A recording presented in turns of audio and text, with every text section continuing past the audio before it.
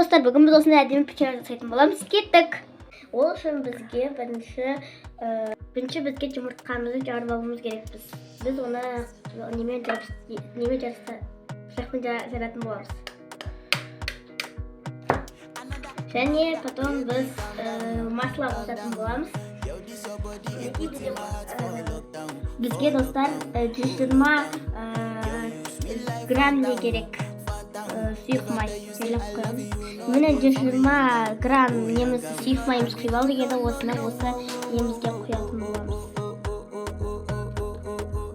Алдымен енді біз 120 грамм сахарымызды қосып алатын боламыз. Ол үшін бізге пиала керек.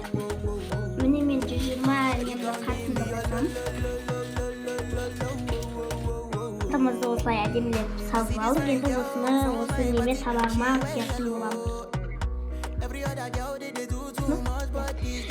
Енді достар, біз кукурузник сахарымызды қосатын боламыз, бірақ біз оны шайнауышқа немен қосатын боламыз. Қатымызды қостық, енді столовой үлкен қасықпен кукурузник сахарымызды қосамыз. Жарысымен қосатын боламыз. Біз достар ваниль немізді қостық, сахарымызды, енді біз шайнауышқа растворителімізді қосатын боламыз. Осындай 5 горкілеп саламыз. Достар, біз енді тұзымыздан шым-шым ғана қосатын. Жақсылап араластыратын боламыз. Жақсылап осылай әдемілеп араластыратын боламыз. Жай жақсылап араластырсақ болды, осылай жайлап осылай да араластыруға болады. Қанты еру қатты мінекілес достар, сосын араластыра беретін боламыз. Біз ұнымызды қосатын боламыз 200 граммнан аса. Мінекей достар, біз әдемілеп сүйетін боламыз.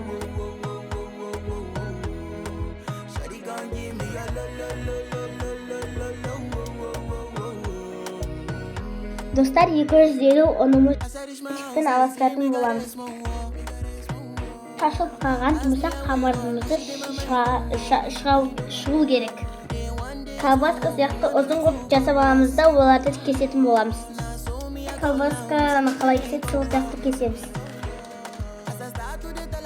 Жалпақ формаға келтіретін боламыз барлық қамырларды. Әдемілеп қойып қоятын боламыз. Бәрін жақсылап қойып шығатын боламыз.